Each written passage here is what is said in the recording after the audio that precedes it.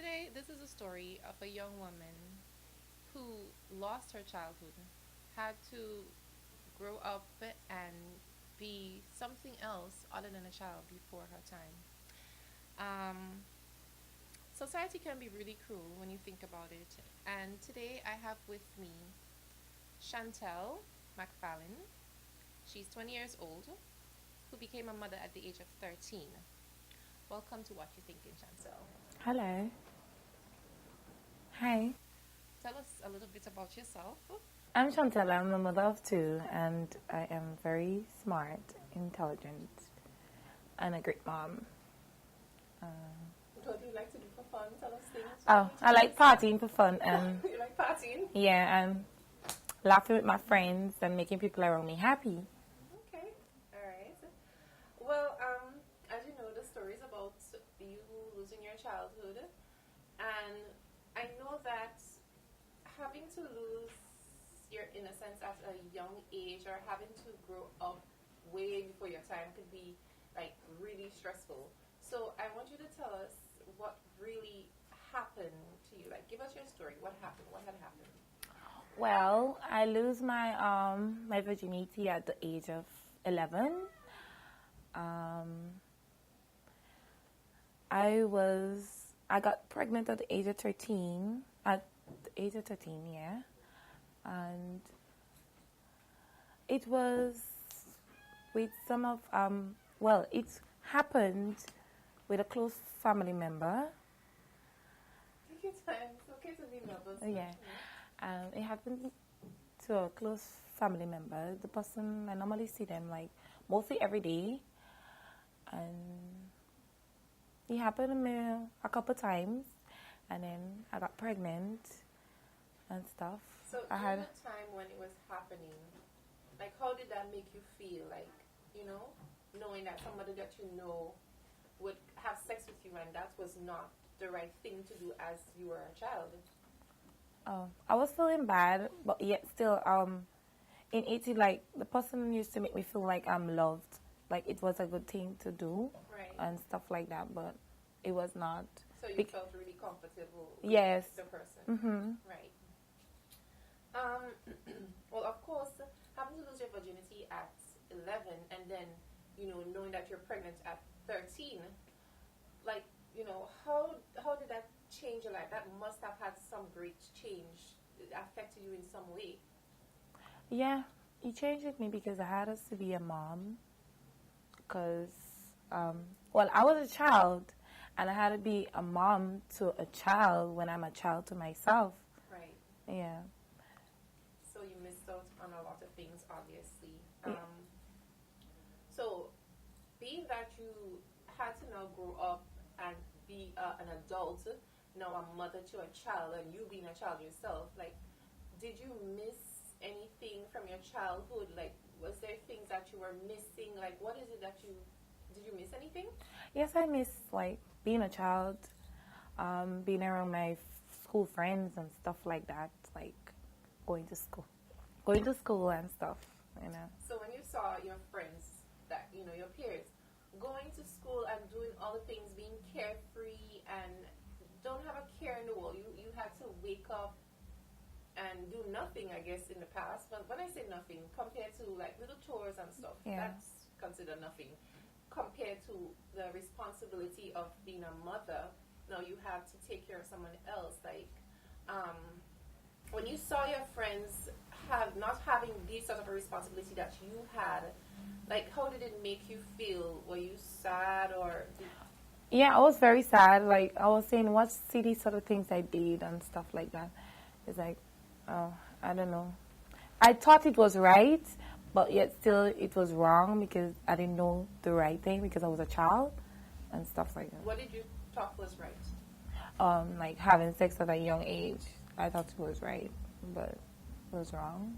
So was there any point in time when you had someone say to you, hey, this is not right, you're a child and this should not be happening to you, you should not be indulging in stuff like that? Oh no, because when I was younger, I was kind of sassy and very rude, so people never used to really tell me anything. Okay. Yeah. All right. So they spread the sass more. Yeah. Okay. But you felt at that time it was right. It was the Yes, right thing I to do. felt it was right, but as I grown up now, and people used to just look at me and laugh and talk and stuff like that, make me feel bad. So Because when you say people laugh and talk and make you feel bad, um, would they stop you and taunt you and call you names? oh no, they wouldn't stop me. They would just stop behind my Right. back, like Okay. So during your pregnancy, what happened after you got pregnant and now your family know that you're pregnant? Everybody knows that you're pregnant because you start showing. You no longer go to school. Talk us through that process of what had happened during the time now from between the time of the molestation to the time of you giving birth. There have to be something in the middle of that. Like what had happened? oh well. When I got pregnant, the police get involved, and I was taken away to a home for a while, and then I've been there for a good time. So while you were in that home, did you miss your family? Was there anything? How did you feel being in there? Like, I feel really bad because like you couldn't go nowhere. You had to just stay there. You had a time. You had to wake, and like when I was home, I could have get up any time, but I wasn't home and I had to get up like very early and stuff like that. And so with all the trauma now of having to break out early, as we say locally, we break out. yeah, We start taking now, we break out. Break out early, and then now, not just breaking out, you have an additional problem. You're pregnant. And I hate to say that it is a problem, but for a child, it is a problem. yes, Because no child should be really thinking about, I am pregnant and I need to learn to grow up. So, you now had to be put in a place, in a home, with the care of someone else, yeah. and it must have been very, very traumatic. So having to do with the trauma of the sex, now you're pregnant, now you have to go in a home and you have to deal with all of these things. Like at night when you lay down in that home, like what were some of the thoughts that would go through your head? That if I didn't know better, I wouldn't do it on stuff like if somebody would have talked to me and tell me, this is wrong and don't go down this lane, I think I wouldn't be getting pregnant and stuff like that. Right. So you say somebody would have talked to you. So in essence, you were not really forced into having sex. At certain times I was, Right. yeah, not all the time. Sometimes, we did it, yeah. Right. Okay. So it felt like a normal relationship. You felt Yeah. loved. Yeah, Right. I did. So now you went to the home, and how long did you stay there? Did you stay there for the duration of your pregnancy and gave birth, or were you able to leave after a while? Oh, I only stayed there like for 8 months, and then I left. I go back home and stuff. And Why did you have to stay 8 months? Like, was it because of anything to do with investigation, or was it just your choice, or was it that whose choice was it that you stayed there? Oh, the police choice then. They was investigating the matter. Right. Yeah, so I had to So stay they there. felt it best that you stayed there. Yeah. Okay. So you stayed there 8 months. Now, after leaving the home, the shelter, you went back home. Being back home, was it any different? Was the atmosphere different? Did you feel like you did you come back to a place that was strange to you? And when I say strange, just that the fact that now, knowing all of this is going on and everybody knows what's going on, do you feel uncomfortable being back home? No, I wasn't feeling uncomfortable. I was feeling alright because the person was not there anymore. It was just us. So the problem was not in the picture anymore. No. Okay, great. So after pregnancy, after you gave birth to your baby, and you had a little girl. Yeah. After you gave birth to your daughter, What was the next step for you? What did you do? Oh, actually, well, while I was in the home, they was telling me was to go to school in Palm, so when I went out, I attend You Palm. attended PAM. Yes. Because you were where at the time of pregnancy? I would believe in primary school. Yes, I was in primary school. Right. So you lost a lot of part of your education. Yeah. But you, as you said, you make that up in PAM. Yeah. So tell us a little bit about PAM. What really is PAM? It's a school for adolescent moms. Right. It's a very good school. Right. But I didn't stay for long though. Why not? It's just that I had my own way, and I find maybe I think that I was like really grown up. I think that I was grown up. Like nobody shouldn't tell me anything because I have a child, Right. and nobody shouldn't tell me what to do and whatever. So I was being rude and all of that. Yeah. So I didn't end up staying long. Is ever Miss Rude, right? Yeah. So you didn't stay long. So after PAM, what did you do? I went and work. I had a job by Newman. Well, I see that you're very determined. From the very first time, I can see that you are very, very determined. You have a very strong will. Yeah. So whatever you set your mind to do that's exactly what you're gonna do. Yes. So this is something that's been happening in our society for a long time, and it's not like something new, but I guess because of social media and people are now more open, they are not afraid to talk about their experiences. So it seems as though more and more people are coming out with, cases like that. But I mean, this is stuff that had happened way long before you and I ever existed. Yeah. So, knowing that is something you want to break the cycle, what is it that you want to say? What is your plans for your daughters? How do you see them from here on out? Like you see yourself? Oh, well, I see myself as being a good role model to my two daughters. I don't want the same thing that happened to me happen to them, and I'll try my best to protect them as the best as I can. All right. Yeah. Okay, great. Well, we have to take a break now, so we'll be right back with What You're Thinking with the rest of Shontel's story.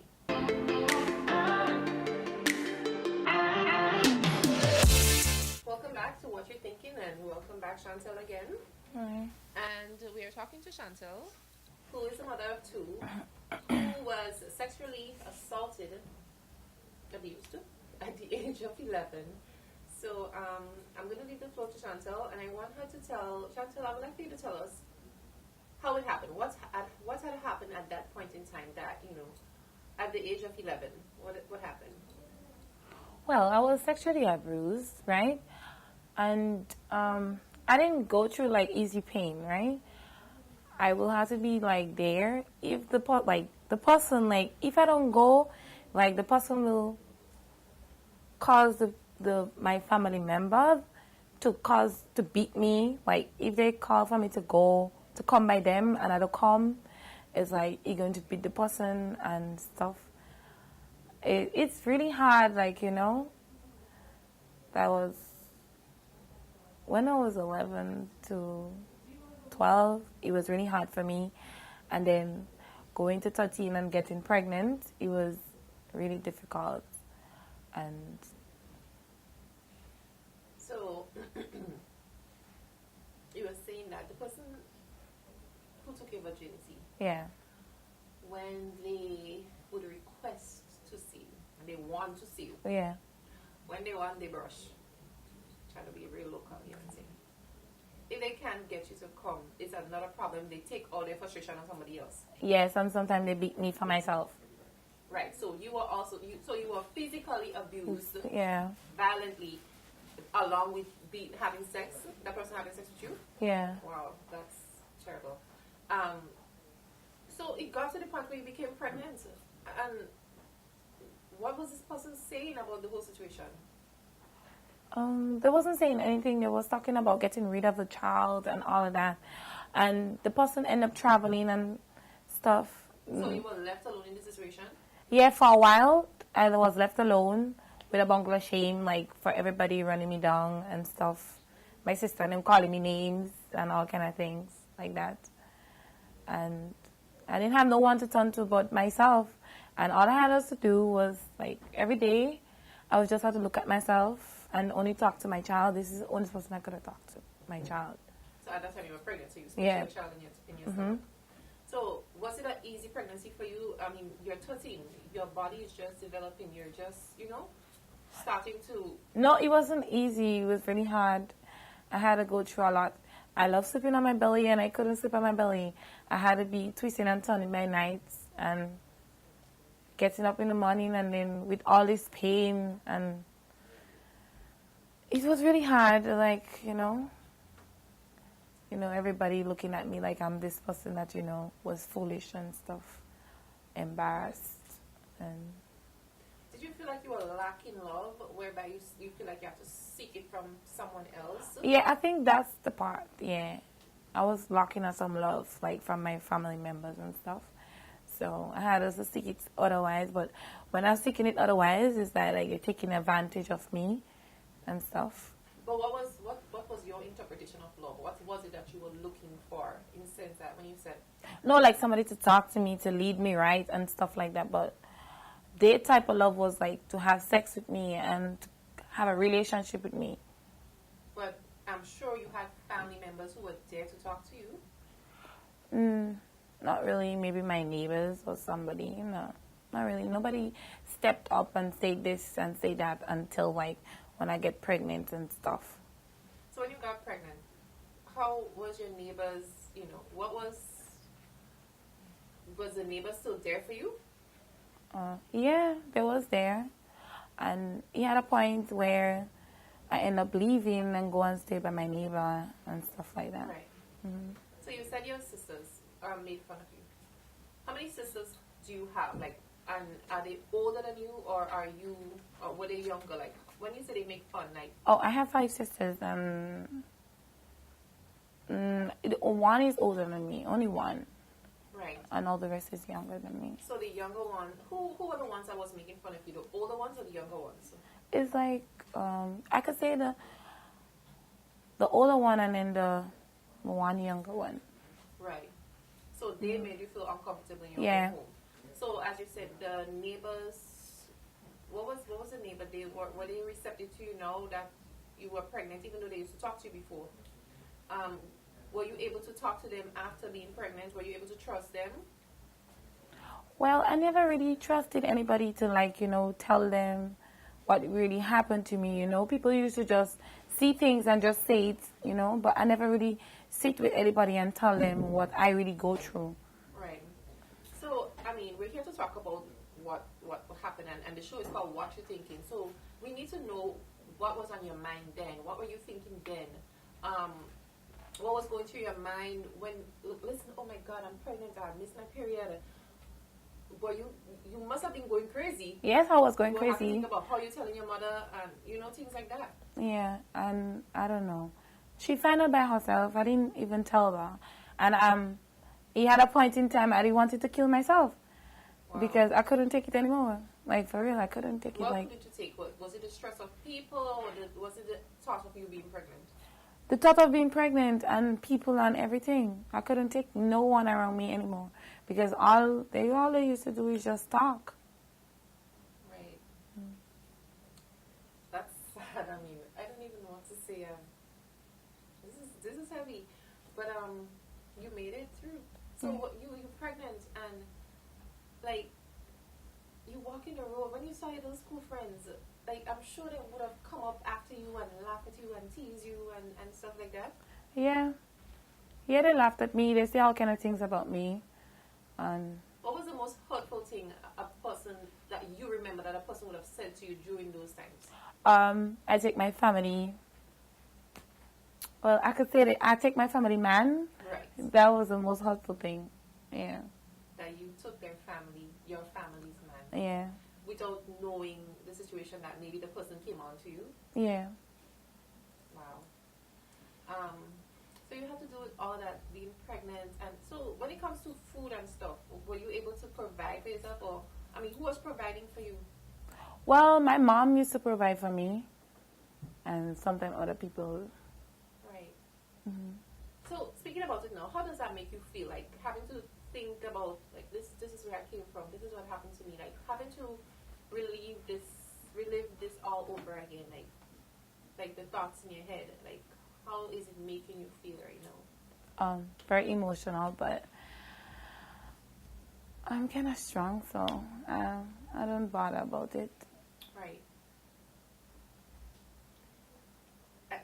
Sometimes I don't even know what to say because I'm thinking about the whole situation and Yeah. it's just like I'm imagining myself, and this is hard. At 13, you had to go through all of this when you should be out in the yard playing. Yes, I have to be playing. You ever took your frustration out on any of your younger siblings? Well, I mean, you were not there for 8 months. So 8 months, outside of 8 months, it must have been so frustrating for you.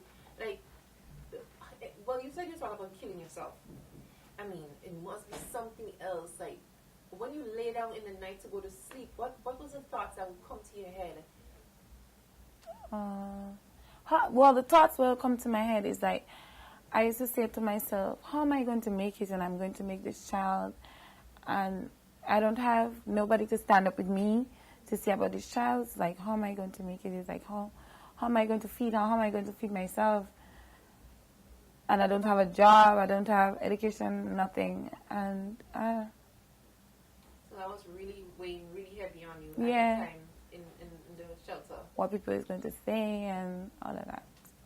So I realize you keep saying about what people are saying, and I realize that it's mostly that's one of our biggest problems, that what society have to say without having to know the entire story, the entire background of how the thing happened. So I'm sure you must have thought about that quite a lot. What is people going to say? Yeah. And I know people said a lot. So you left the home, now people see you, they still tell you that, oh, you take care of a family member, man. Yeah. And it's only that, was that the only thing they could remember about the situation and not thinking, oh my God, she's a child, look what happened? Well, I think this is alone they used to press on, nothing else. So hearing that, oh, I take my family member, man, how did that make you feel? Like, when you hear people say things like that? Really bad. And I couldn't even say nothing about it because, I felt loved. Like, before it happened, I felt loved. And I didn't know that I was going to get pregnant. I didn't even know how pregnancy was going to be and all of that. Mm-hmm. So love was the main focus in this whole equation between you and the individual. Yeah. Wow. I don't even know what to say because you just find these things happening over and over. Like, people seek love in all the wrong places because they're looking for something, and then they find that what they're looking for is not exactly what it is that they really need, and it's just sad that people take advantage in situations like that. So when you look at your little girls now, like your daughter especially, do you feel a sense of, like, especially when you look at the daughter as the product of that relationship, when you look at her, do you see the person? Do you remember what happened? Do you see that as, like, okay, a reminder of what happened? Is that a constant reminder of what happened? Yes, it is sometimes. And every day I look at her and I'm just scared because I'm waiting, like, one day she'll be asking me about her dad. Right. And I don't know what to say to her. Honestly, I don't know. Do you think that if you would somehow tell her the truth, that it will break her and make her feel less loved? Or do you feel like you owe her the truth? Oh, I think I owe her the truth. And I think if I told her, she will feel in less love. She wouldn't? She will. I think she will. Okay. So she's how old now? Oh, she's 7. So that happened 7 years ago. Yeah. So 7 years ago, you were a person that was like a ship sailing without no compass. Yeah. You didn't know what to do, especially at the age of 13.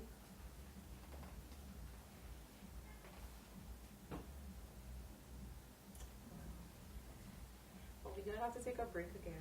Okay. So we'll be right back with What You're Thinking and Shontel.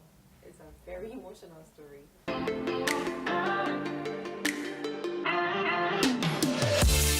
we're back with Shontel and her very emotional story. Shontel, we're back Yes. with you again, of course. Um, we would like you to, I want you to tell me how it was for when you went through labor, because I'm a mother. And at the age of 22, I gave birth to my first child, and I know it was hell because I felt like my BAMC was going to burst open. So I don't know how it was for you at that age, having to give birth to a child, and your body's not fully developed. So let us in. Oh, well, labor. Oh, that day was the worst day of my life. Couldn't give birth to that child. My mom didn't have a transport, and we had to end up in the hospital. Oh, I was on the bus. I was throwing up right through. Reaching Maribor, oh, it was a next set of trouble. I had us to rush to the general hospital because that was my first time, and the child wasn't coming, and the pain was really hot, and I'd never felt that pain in my life. The period pain was like that. And all I had us to do is just jumping up and down the floor. All I remember the nurse telling me is to cool down, and I couldn't cool down. All I wanted to do is take out my panties. I wanted to mess. Honestly, I wanted to mess. Yeah. When you said the child wasn't coming, what do you mean the child wasn't coming? What was happening? The child ain't coming. I don't know. The pain was just getting worse. Like the baby don't want to come. I don't know what was happening because I don't know what's going on in labor. Like you wanted to mess. I wanted to mess. And the nurse kept telling me stay up the bed, and I couldn't stay up the bed. I wanted to come down because I wanted to go to the toilet. And so at that time, you wanted to mess. What are you thinking? You must be having some thoughts in your head like, boy, look at my age. Why have to go through this far? Yeah. So what were you thinking? We want to know what you were thinking at that point in time. I was thinking that if am I going to die with this pain? I was thinking like, if this is going to stop, if this child is going to come, I don't know what was going on. So yeah, continue. Tell us about the labor now. You felt like you wanted to mess. You couldn't stay up the bed. Yeah. And that was the worst pain ever. And what was your experience with the nurses? Because I don't know if they would say things like, oh, you shouldn't go do this and you shouldn't go do that. I mean, were they blaming you or were they nice and were they helpful? Oh, the nurse was nice. He was only a doctor talking about, a child make a child and stuff. Right. How did that make you feel? It made me feel bad, but I didn't bother with it. So she judged you right away, not knowing the full story. Yeah, about a child making a child, and so you gave birth eventually. After how long? Hours. After hours, I did deliver her. Oh, I did mess too, though. Yeah. Oh boy. Yeah. So you mess on them people there? Yes, I did. Oh God! So you finally did what you actually thought you wanted to do. Yes. Mess. Okay. I can't help but laugh. When you gave birth and you saw this beautiful child in your hand, how did that make you feel? Oh, it made me feel great. I feel amazed. I feel amazed by seeing my child that I gave birth to this healthy baby. Right, but looking at her, did you forget for a moment what happened, or was it still in your head? Okay, this is what happened, but this is what I have. Oh, I didn't forget. I was thinking about what is going to happen. Looking at her, you was thinking about it. Yeah, it was what is going to happen after. How am I going to take care of you, and stuff. Yeah, right. But you made it. Yeah, I made it. So, if you have anything to say to the public, now that you've shared your story, what advice would you like to give to younger girls, anybody's watching, now that you shared your story, what would you like to say to people? I would say to them, never judge a book by the cover, because you don't know what people go through. So, never judge a book by the cover. A story got 3 sides. Right. So, when I look at Shontel, I see nothing but a very beautiful, a very strong, a very courageous young woman who is off to a bright future. It doesn't matter if she didn't go through secondary school. Her situation did not, she didn't crumble under that. She's not just a victim. To me, I think she's a victor, and I want to say kudos and thank you to Shontel again for coming by and sharing your story with us. And thank you for watching What You Thinking. See you again next time.